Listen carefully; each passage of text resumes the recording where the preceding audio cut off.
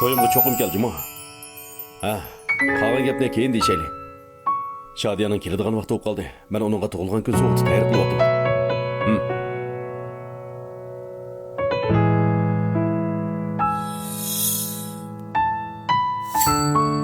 Shodiya, keldingizmi? Alqan, biz yanıla ayrılıp ketaylik.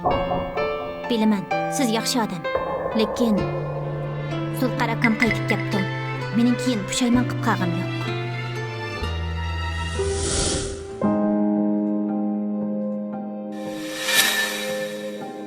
Sizmi bilasiz, men bu yil 25 yoshga kirdim. Mening endi bundaq nomrod turmush kechirgim yo'q. Zulqar akam chet eldan qaytib kelibla shahar markazidan cho'ng uydan birini setib olibdi. Siz bu ömrünüzde ming tirishsingizmi, Zulqar akam olgan uyni hargiz ep bo'lamaysiz.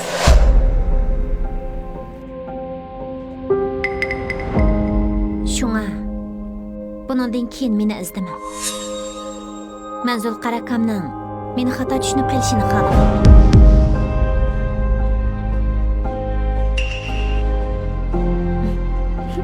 Shunday muhabbatimiz yanma tunji muhabbati oldida hech nimaga arzimaydi ekan. Vallahi unda eslab nima qilaman? Alqan, men deydigan yoki mendan so'raydigan biror gapingiz yo'qmi? To'lg'an kuningizga muborak bo'lsin.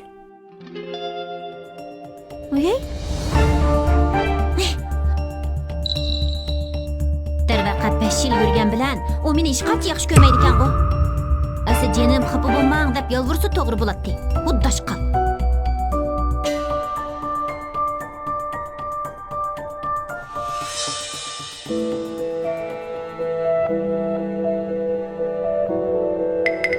Vay adaş.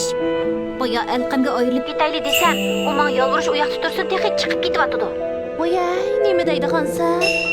Amsa ayrılıp ketsang, sana nima beradi ekan? 5 yildan beri onun bilan bekorga yurmagansan. Rosa. O'za, men bir narsa berishdan ansirab shunga chiqib ketibdi ekanda. Undaqda hozir sizlar turayotgan uychi, uyning nomi seninkida shundaqda. U bu uyda vaqtincha turib turaylik, keyin bu uyni cho'ng uyga almashtiramiz degan. Vaqti kelganda cho'nglarga bervatmamdan. Voyay, jinim adaş. Sencho qarab bek sadda. Sendek ahmaq qizlar doim erlarning oldin qalsiq tushib ketadi. Mencho, Alqamdek o'g'illarni obdan tushunaman.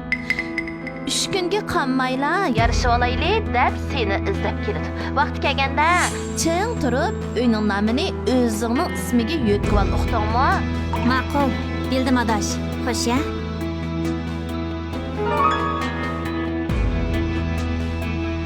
Shu ha. Demisimi? Men Alqam bilan bu uy to'g'riliq yaxshiroq paranglashib baqsam bo'ldi.